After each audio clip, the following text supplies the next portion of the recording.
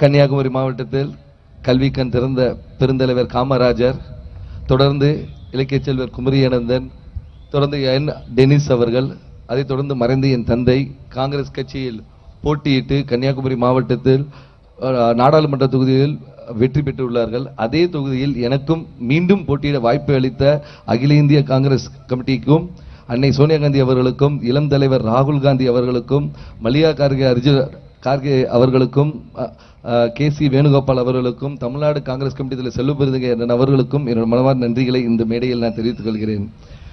சமூக நீதியின் காவலனாக இருந்து தமிழகத்தை காத்து வரும் மாண்புமிகு முதலமைச்சர் அவர்கள் ஆட்சி அமைந்த பிறகு பல நலத்திட்டங்களும் வளர்ச்சி திட்டங்களும் நம் தமிழகத்தில் பார்த்து கொண்டு இருக்கிறோம்.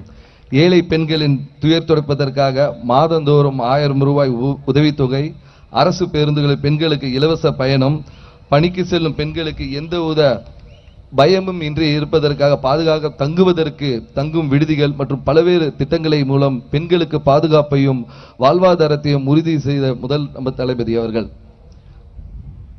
நமது கன்னியாகுமரி மாவட்டத்தில் வளர்ச்சியை கருத்தில் கொண்டு ஏராளமான திட்டங்களை நமது மாவட்டத்திற்கு தமிழக முதலமைச்சர் அவர்கள் தந்திருக்கிறார்கள்.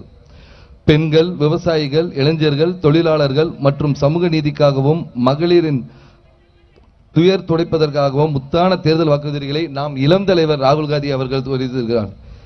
ஏழை பெண்களுக்கு வருடந்தோறும் ரூபாய் 1 லட்சம் ரூபாய், வேலை செல்லும் பெண்களுக்கு மாவட்டத்தோறும் தங்கும் விடுதிகள், ஆண்டுக்கு 30 லட்சம் இளைஞர்களுக்கு வேலை வாய்ப்பு, டிகிரி அல்லது டிப்ளமா முடித்த இளைஞர்களுக்கு ஆண்டுக்கு 1 லட்சம் ரூபாய் உதவித்தொகை, விவசாய பொருட்களுக்கு GST வரி விலக்கு, மகாத்மா காந்தி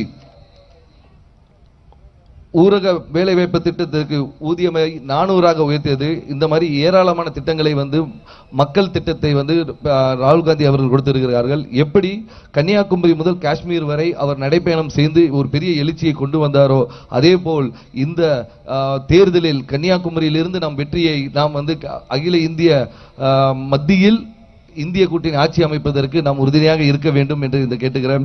அதற்கு தமிழகம் மற்றும் புதுச்சேரியில் உள்ள 40 தொகுதியிலும் நாம் வெற்றி பெற வேண்டும். பல லட்சங்கள் வாக்குகள் வித்தியாசத்தில் வெற்றி பெற வேண்டும்.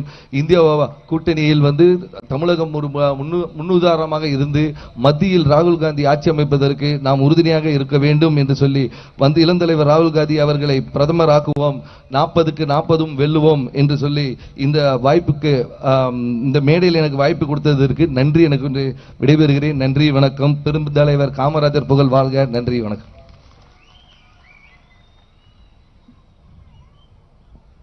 திருநெல்வேலி நாடாளுமன்ற தொகுதியினுடைய காங்கிரஸ் கட்சியின் வேட்பாளர், இந்தியா கூட்டணி வேட்பாளர் மதிப்பிற்குரிய ராபர்ட் புரூஸ் அவர்கள் உங்களிடத்திலே வாக்குகள் கேட்டு உரையாற்றுவார்.